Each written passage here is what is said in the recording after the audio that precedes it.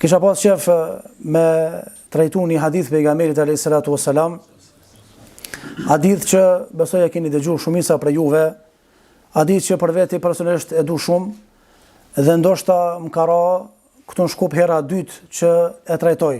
Me një vend e kom trajtu pak më shkurt, ndërsa këtu kom vendos mu zgjenu pak në trajtimin e këtij hadithit, për shkak se ky hadith na jep një pasqyrim real rreth jetës së kësaj bote. Nuk ka dyshim që për të qenë i suksesshëm edhe për të dalë fitimtar nga kjo botë, duhet patjetër me kuptu realitetin e kësaj dunjaje. Duhet patjetër me kuptu ardhjen tonë dhe qëllimin tonë final të ardhes në këtë botë. Nëse nuk i kuptojmë këto dy çështje, kemi me usill djathtas, majtas, para, mbrapa, kemi me qenë të hutum, edhe nuk kemi me ditë se çka me vepru, edhe nuk kemi me ditë realisht çka kërkohet prej neve. Për të arsye shpeshherë më kujtohet sa ishim në Medinë, profesori na thoshte fahmu suali nisful jawabi. Kuptimi i pyetjes, do thotë është gjysmë përgjigje, dhe kuptimi i ardhjes reale, pra thotë kuptimi real, ardhjes tonë në këtë dunjë është gjysma e suksesit tonë. Pastaj gjysma tjetër mbetet me i përvjell krahët edhe me punu. Hadithin e shënon Imam Muslimi në Sahihun e tij nga sahabiu nderuar Ebu Said al-Khudriu radhiyallahu anhu, i cili thotë se qala Rasulullah sallallahu alaihi wasallam inna ad-dunya hulwatun khadira wa inna Allaha mustakhlifukum fiha fayanzuru kayfa ta'malun fattaqu ad-dunya wattaqu an-nisa fa inna awwalu fitnatu bani Israil kana fi an-nisa. Thot pejgamberi alayhi salatu wasallam me të vërtet dunjaja është hulwa, është e këndshme, shishme, e omël, khadira, është e gjelbër. Allahu Azza wa Jall ju ka pru në këtë dunja, fa yanzuru kayfa ta'malun, që t'ju shoh ju se çfarë ju po veproni. Fattaqu ad-dunya, tutuni Allahut Azza wa Jall, sa i përket dunjas. Friksojeni sprovës së dunjas, friksojeni edhe sprovës së grave, nga se sprova më e rëndë edhe e para tek Bani Israilit ishte sprova e grave. Ky hadith i pejgamberit alayhis salatu wasallam, po edhe disa hadithe ndërkohë që do t'i cekmi në trajtimin e temës, ne hapi me kuptu pasqyrimin real të kësaj bote, dhe ne hapi me kuptu që kjo dunja është një sfidë jo e lehtë për neve.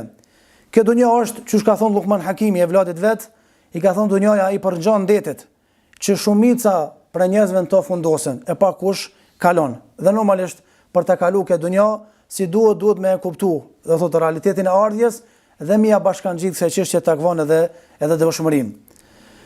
Inna dunya hulwatun khadira. Pjesa e parë e hadithit.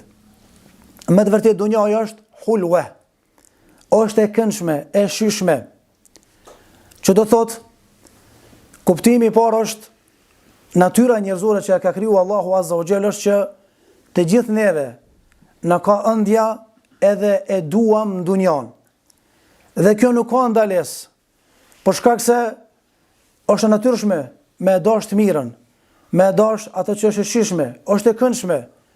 Edhe shumica e njerëzve e dojnë, edhe shkojnë pas çështjes e cila është e ëmbël. Për arsye tha pejgamberi sallallahu alajhi wasallam hulwa. Do thotë dunjaja është e shishme, nga se shumica e njerëzve anojnë ka dunjaja. Njerëzit raport me dunjan të ndërua vëllezër janë tre lloje.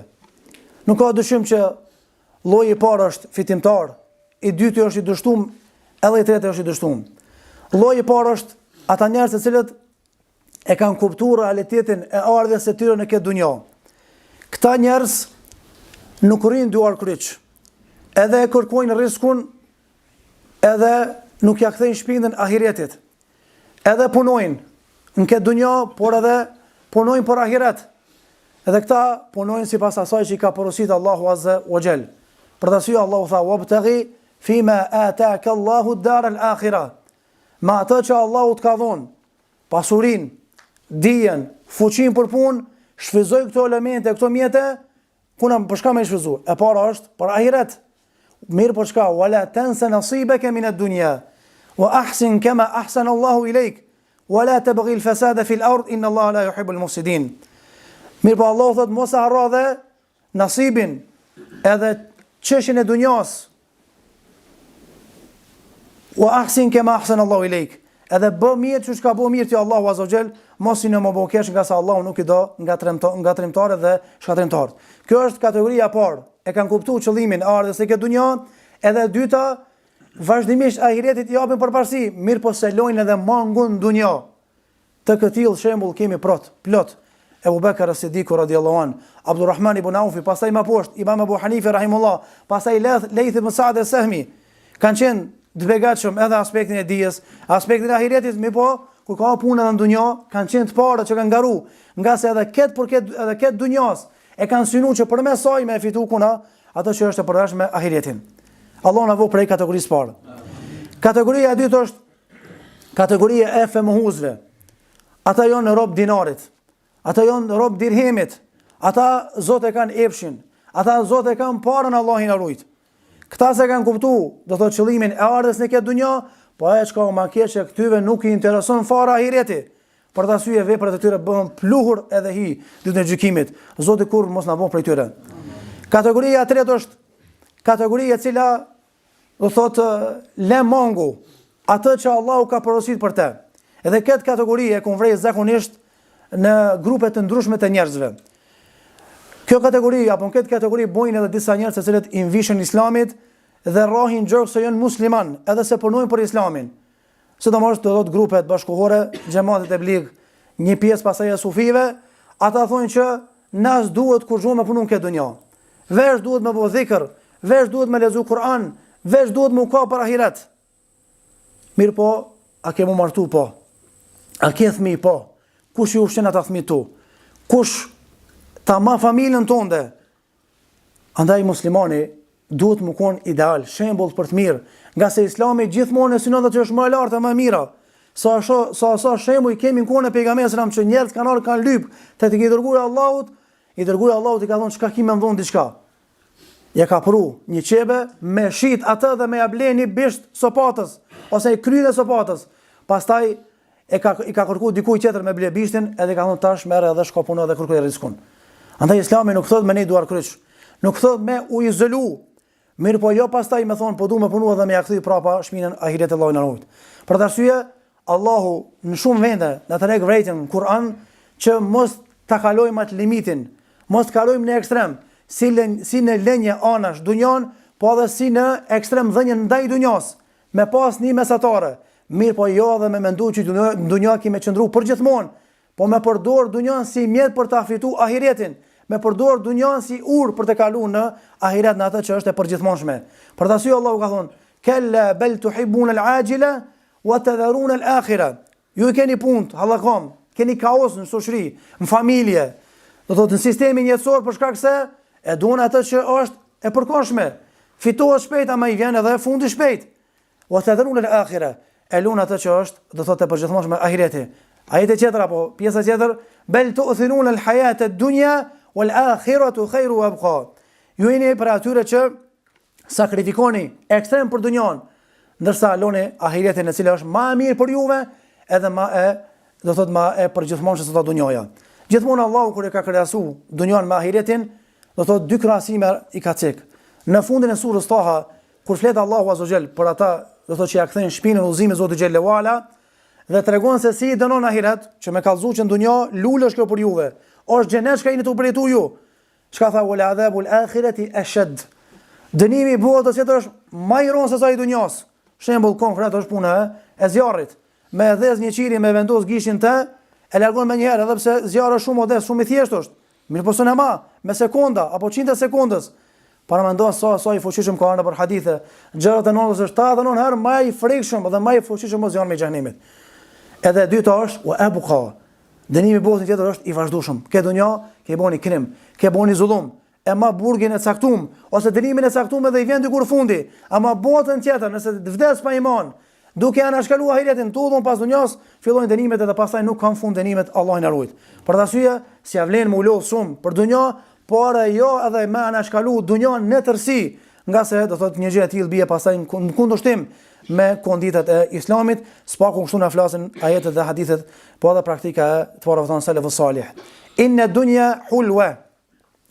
Dunjaja është e ëmbël wa khadira, do thotë është edhe e gjelbër. lidhshmëria e ëmbël dhe e gjelbër. Zakonisht syri i njeriut kur del në vjesht, kur fillojnë me ra gjethet e pemëve, nuk lakmon me dal në natyrë. Nuk lakmon me dal në piknik. Jo lagështi, s'ki çka me pa, gjethet ka rënë tokë, ju në saritu, edhe kështu me radhë. Mirë po jam pranvera, kur fillojnë me lulëzu lulet, me lulëzu pemët, me marrë atë formën e bukur të këndshme, të gjithë ne lakmojmë, me dalë me marrë ajër pastër, me dalë pak me familjen, edhe pse me kënaqë synin, nga se natyra e njeriut është që e tërhek ngjyra e gjelbër. Kjo është aspekti i parë.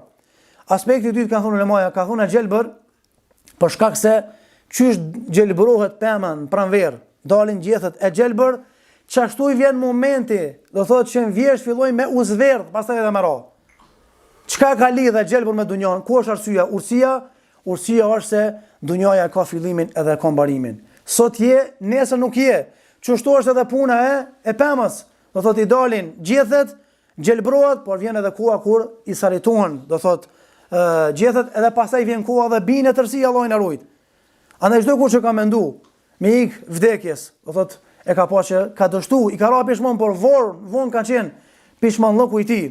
Andaj pishmanllëku më i keq, më i rond, që kjo ka më konë dënim ekstra për idhujtarët në ahiret, është momenti kur e shohin realitetin mes tyre, i bin pishmon, po ky pishmon si bon dobi përkundrazi, ja shton mjerimin edhe dhimbjen. Andaj këto gjëra që ne i shohim me sytë tan, edhe rrim ndërto, duhet me qenë shembull konkret dhe praktik, që nëse Allahu na ka dhënë ymër me jetu, edhe na dikur kemi me uzbardh, ka më na uzbardh mjekrët, flokët, ka marrë momenti edhe me dorëzu shpirtin para Allahut azza wa jall.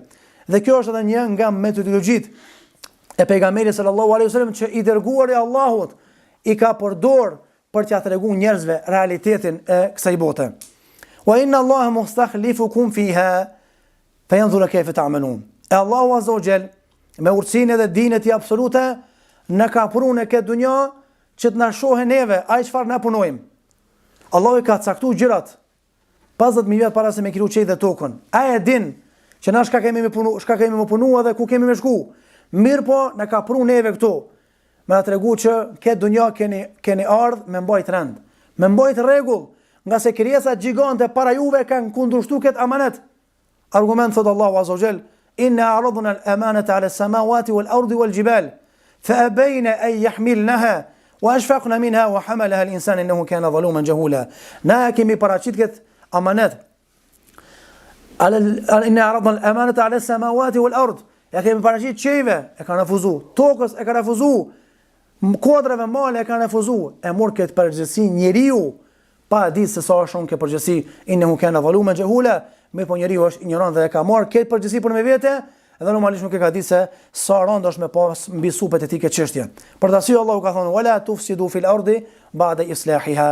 Mos bëni çrregullime në tokë, mos e prishni rendin, pasi që e ka vendos Allahu azza wa jall rendin e tillë, që do thotë i ka pru njerëzit me natyrshmëri të pastër islame, me tauhid pastër, andaj mos e njëllosni këtë natyrshmëri, mos e prishni këtë rend që e ka vendos Allahu në tokë me shirk, me risi, me bidate dhe me gjëra të cilat e njollosin do thotë besimin e muslimanit. Që do thotë fayanzur kayfa ta'malun, nuk kupton që na kemi ardhur këtë dunjë jo me ne duar kryq, jo me prit me na zgjat dikush dorën, për atë ka thonë pejgamberi, dora e cila jep është më e mirë, më me vlerë se sa ajo e cila e do thotë merr pi njerëzve, do thotë ajo që jep është më me vlerë dhe më e mirë se sa ajo që merr. Andaj bëhu, do thotë ai që jep e jo ai që merr përpas normalisht në raste të caktuara bën përjashtim kjo çështje. Fattaqu dunya. Tutuni Allahu azza wa jall nga dunjaja. Kush po thotë pejgamberi alayhis salam? Pse e ka thonë këto? Për shkak se e ka njohur realitetin e dunjas përmes Allahut azza wa jall. Ai i cili ka krijuar ty, mu, e ka krijuar këtë dunjë, e ka ditë se çfarë sprove e rond për njeriu është dunjaja. Pse shumë për njerëzve lajthiten nga rruga e Zotit? Pse shumë për njerëzve e ndrojnë edhe besimin? Elhamdullah pe fesë Islam Abdul çadër fe, do thon pa kohë për shkak të dunjas. Për ta syë ka thënë pejgamberi Ta'isa abdu dinar, Ta'isa abdu dirham. I mallkum është robi i dinarit, shkatrum është, edhe robi i dirhemit. Për shkak se i nuthia radhi, e lam yu'ta sakhita. Nëse jepet, kënaqet. nëse pak ja shtrëngon Zoti, do të çohet pesh edhe rebelohet ka shi Allahut azza wa jalla, Allah na ruaj. E sa njeri ka qenë burr i mirë, ka qenë namazli, por u sprovu me pushtet, u sprovu me dije, u sprovu me pasuri. Çka ka bëu me këto? Arraahu staghna. Do thoni farfonme, ky njeri i ka qit punë dyzën edhe po do mi thon Zotit astaghfirullah, unë do Zot tash po du më boj i panvarur prej teje. Kom pasuri, kom pushtet, kom fuqi, tas kom nevojë për ty astaghfirullah. Nas mund me jetu asni sekond, asin sekondës pa Allahun azza wa jall, pa mëshirën e tij, pa rahmetin e tij. Megjithatë disa njerëz rebelohen, çohen pesh edhe harrojnë që krejt këto të mira i kanë nga Allahu azza wa jall, edhe mendojnë që me atë pasuri do thot me u pavarësuar nga Zoti edhe me thon Zotit i farfonëve që unë s'kam nevojë për ty, Zoti na ruaj. Fattaqu dunya, keni frikë Allahun azza wa jall nga dunjaja, nga se çu shtam dunjaja është e gjelbër, është e ombël, dhe normalisht në jo është të gjithve. Por, momenti kur kjo dunja bëhet shkak dhe sebeb, që ti me haru ahiretin, ose me ja kthy shpinën Allahut azza wa jall, automatikisht kjo dunja bëhet armiki joti, automatikisht kjo dunja nuk ka vlerë te ti. Kanë herë njerëzit sidomos këtë kohë krizave, ngritje të çmimeve të larta, njerëzit mundohen me uzurpu shumë puna atje dhe bllokohet, nuk ka më shumë hapësirë me qenë rob i Zotit xhelalu ala. Na dim që këtë dunja me qenë rob i dikujt është në çmim, është diçka e keqe. Se don kurkush, mirë po me qenë rob i Zotit është epitet i lartë, që jo çdo kush e ka këtë komoditet me qenë rob i Allahut azza wa jall. Andaj ti je rob i Zotit, kreno me të, edhe lutë Allahun ta mësojmë me jetu i tillë, nga se është krenari, edhe është privilegj i veçantë ti je rob i Allahut subhanahu wa taala. Vetëm po sjellën një shembull që e ka regjistruar pashtu Imam Muslimi në Sahihun e tij nga sahabiu i nderuar Jabir ibn Abdullah, pejgamberi sa kur ka dash njerëzve më apo me dije në realitet tjetër dunjas, e ka pas zakon pejgamberi sallam me qenën me gjithë muslimanëve, me pa dertin e njerëzve, çfarë derti i kanë, sidomos ka qenë kujdesshëm tek biznesmenët. Sa i cili ka parë, ka biznes, malet e ka me rangjuna. Malet e ka me shkel një listë Allahut azza wa jall. Ai i cili s'ka pasuri, s'ka dhe ku me shkuar dhe s'ka me vepru shumicën e rasteve. E pejgamberi sa më thot Xhabiri, dul më me neve në pazar, alayhi salatu wassalam, treg. Edhe thot kishte njerëz ngjall dhe majt.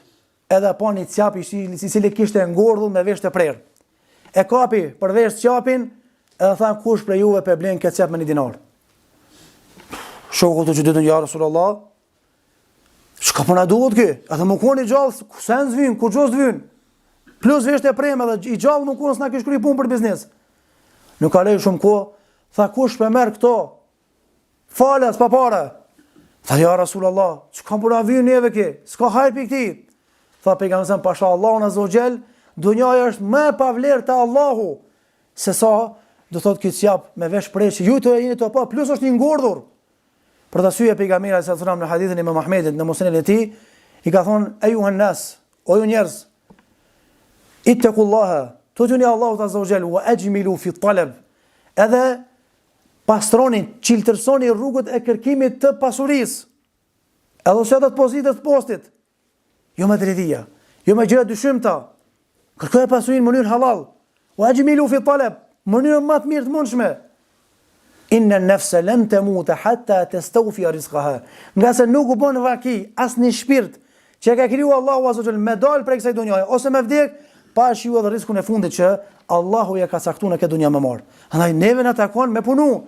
Pastaj sa na jep bereqet Allahu azza wa jall, ajo është në dorën e Zotit xhallahu ala. Andaj Zoti ka premtuar tyje që nëse i rrin gati kësaj çështje, e kupton qëllimin e ardhës në këtë dunjë, punon sipas këtij qëllimi, inna wa'dallahi haq. O ju njerëz, në surën Fatir, premtimi i Allahut është i vërtetë.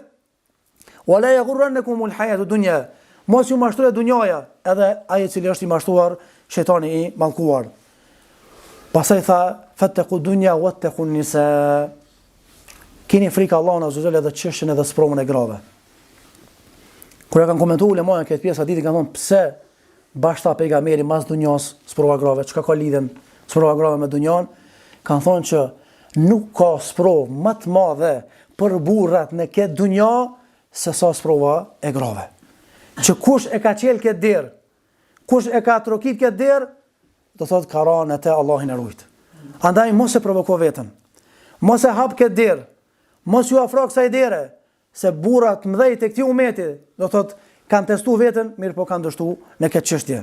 Ose provë e cila është e rëndë, ose provë e cila nuk është lehtë mu përballu, sidomos në këtë kohë të fitneve. Dhe këtu nisa ulemaja ka thonë përfshin gratë në përgjithësi, sidomos në këtë kohë në zhveshjes së grave në përgjithësi, ulja shikimit, pastaj paksimi maksimalisht i kontakteve me gra, përpas në raste të detyrueshme, për shkak se janë gjëra të cilat do thotë janë tronda dhe nuk është lehtë me i përbi. Nuk po ta plan me cek, po e cekin një rast që na vjen prej israeliatëve dhe israeliatët na dim që janë tregime që kanë ardhur prej i thorëve të librit. Dhe normalisht ulemaja kanë thonë që israeliatët në Islam i trajtojmë në tre kënde. Këndi i parë apo çështja e parë është nëse na vjen israeliate, të cilat bien kundërshtim me Kur'anin, Sunetin i kundërshtojmë. Po ka prej atyve israeliatëve që na vijnë që janë përputhje me Kur'anin dhe Sunetin, na s'kena nevojë për to. Mirë po e tregojmë kanjëherë si hikajet, si urtësi me marr njerëzit mësim. Mos më thonë që vallai ju peshtengoni edhe vesh Kur'anin dhe Sunetin s'po lëshoni pe. Nëse israeliatët na vijnë dhe janë përputhje me Kur'anin dhe Sunetin, atëherë e tregojmë dhe e transmetojmë. Edhe e treta është israeliatët të cilat na vijnë po e çelmi Kur'anin s'ka kur gjo që përputhet me te, apo shiko diçka, as që ndalon Kur'ani ato, apo edhe s'ka as në Sunetin e pejgamberit, po as dikush pitparëve ton nuk ka fol për te. Këto as nuk e mohojmë, mirë po as nuk e përdorim me tregu. Treguohet një rast që në kohën e Ben Israilëve ka qenë 3 vllazë kanë qenë realisht, edhe kanë pas një motor, edhe ka qenë do thonë njëri i cili ka qenë i badagji. Njerëzit kanë pas respekt për të për shkak se ai u izolu në shtëpi dhe shumicën e kohës ja ka dedikuar Zotit, ka bëj ibadet. Edhe ka ardhur urdhri me shku në luftë rrugën e Allahut azza wa xal dhe 3 vllaznia kanë vendosur tutret me ju përgjigj ftesës. Po udhimin e të kaluarën ka qenë i vështirë. Dhe jo çdo kush ka pas komoditet me marr pjesë në luftë. 3 vllaznia kanë ardhur dakord me shku në luftë, mirë po problemi është ku me lënë motrën. Aja ka hyrë mbyllëk po shumë arrin në mosh. Atëherë kanë shku me i trokit dyrt e fshatit tyre. Pyet një familje s'kan pranuar me marr motrën, do me u kujdes për të. Dhe njëri prej vllazëve than, a shkojmë tek Murgu, ai i cili ja ka kushtuar jetën Zotit vet, vetëm tek ai mundemi me pas siguri dhe besim. Po shkojmë tek ai dhe po i thojmë që le të kujdeset për motrën tonë derisa të kthehemi na. Dhe ky udhim ka mundësi me zgjat 6 muaj, ka mundësi 1 vjet, po ka mundësi edhe me vdek. Murgu nuk e pranoi herën e parë. I tham po ta marrojmë një kasolle afër shtëpisë tonde, ti vetëm i dërgon ushimin. Edhe kur gjë s'ki punë me të. Mazë s'po do me pas kontakt vetëm ushimin. Shetani i mallkuar shkon këta në luftë. Po i bie shkurt tregimit, shkon në luftë dhe shetani i mallkuar duke e dërguar ushqimin. Asaj tha, do thotë realisht ka ardhur kjo ka marrë te dera e këtij ushimin, mirë po shetani ka thonë pse ti mos më ia çu ushimin te dera asaj. Pse i ka thonën? Për shkak se ajo del pi shtëpis, nuk ka siguri. Ndërsa të vjen te ti e shef dikush avretin e saj, mund të shpalosi diçka nga rrobat e saj, pse më malltretu çikën? Shko, ruja interesin, ruja moralin, ja le të dera troket ajo del e merr ti të shkon në shtëpia. Ki mashtruese për një me çashtu i ka duk real e miru ka duk ideja. Por se ka di që shetani mallkuar kur nuk shtim me bu mirë. Ka mundësi me shtim me buni diçka që se vapi vogël me çuku, në gjuna të madh. Edhe u mashtru. Do thot derisa dul, ajo vajza fillon me bisedu, një herë do thot vetëm pas perdes, pastaj u sfru Zotin e ujit dhe ra do thot në kontakt me atë. Derisa mbet stazon edhe nga hallakoma që i ndodhi psiqike, do thot e mbyti me gjithë foshin që ka pas mbarkë dhe varrosi. Para mendoni, ka jetu 60 vjet, 70 vjet i badagji, për një herë u ballafaqu me sprovën edhe dështoi çdo gjë. Ja ky njeri me pas traum psiqike ja kush me pas. Edhe thash kam i thon këtyve njerëzve. Erdhën vllaznia për luftës, asnjëri nuk e i vram, edhe e kërkon motrën te Murgu. Thot ka vdek, e kon varros edhe kry puna. Ama i ka shute një varr i rrejshëm. Ata i kanë besu, se njëri i badagji, njëri nuk ran, njëri që adhuron Zotin. Pastaj kur ran me flet, tu tre dhe kanë pat njëjtën ëndër. Ama po hezitojnë me tregu njëri tjetrit. Nata parë shkoi, nata e dytë, nata e tretë, njëri për vllazëve smujti me dru tha djem ajo më zor. Thot çka? Thot e kom pa ëndër prom, Murgun, thot duke na mbyt motrën edhe duke e varros. Qëtë do të vallaj edhe unë këtë ëndër jam të apo shetrenet. Qëtë do të edhe unë jam të apo këtë ëndër. Edhe shkojnë tek Murgu dhe i thonë tregona. A e mohon këto? gjunojnë që ka bo. Ata fillojnë me kërcënu dhe njëri fillon me rrahth. Derisa i tregon që çka ka ndodhur, edhe derisa e dërgojnë do thotë dhe e qesin në gjykatë të vendit ku kanë jetuar. Edhe gjykata ka marrë vendim në atë kohë me virë këtë njeri para këtë njerëzve me marrë ftyrën. La haula wala quwwata illa billah. Çfarë përfundimi gjallë vjet ibadetxhi. Edhe shejtani alayhi lane i afrohet gat, mbasi ja vendosin me varr, thot ej njeri thot unë jam ai që ta kom bë këto. Të kumjosh. Thot vesh një uzim apo vesh një fjalë ngoma dhe të premtoj që kemë shpëtu pikë kësaj çka të ndodh. Ti je njeri me famë, njeri fetar, çu ke bë këto? Njerëzit e keq kuptojnë pastaj fen tonde, e njollos ato çka ke thirrë dhe sot. Thot veç ngom diçka edhe kemë shpëtu. Çka më ngu, tha për kulu pa kallojnë e rojt. E shtinin haram dën fytyrë çka tash po do me mbyll. Me bu kajmakin e haramit, astaghfirullah. Çka më bë? Më bë shirk. Se sejdja edhe të kaluar si është leju për asnjë tjetër posa Allahu azza wa xal. E lëvizi kokën ran sejdja dhe Allah na u dish pa iman. Edhe ja hekën ata dhe shkoi. Shikoni harami çka bën. Për të arsye ka thënë Ibn Kaimi, harami çka bën? E ngre sevapin e haramin e ngre. E ngre haramin tjetër. E sevapi çka bën? E tërheq sevapin e papunën tjetër të mirë. Për të arsye fatakun nisa. Të dunia Allahu azza wa xal sprova së grave nga se sprova e Bani Israilve do thotë ishte sprova e parë e grave dhe dështuar me të Allah na ruaj. Elo Zotin e madh që Allahu na mësoj të kuptojmë drejt qëllimin e ardhes tonë këtë dunjë. Elo Zotin e madh që Allahu na ka ploj me mëshirën e tij, na fal gjunohat këtë muaj bekum Ramazan, dalim të pranuar tek ai xhelewala, të liruar nga zjarmi i xhenemit. Allahu ju shpëlbef për dëgjem.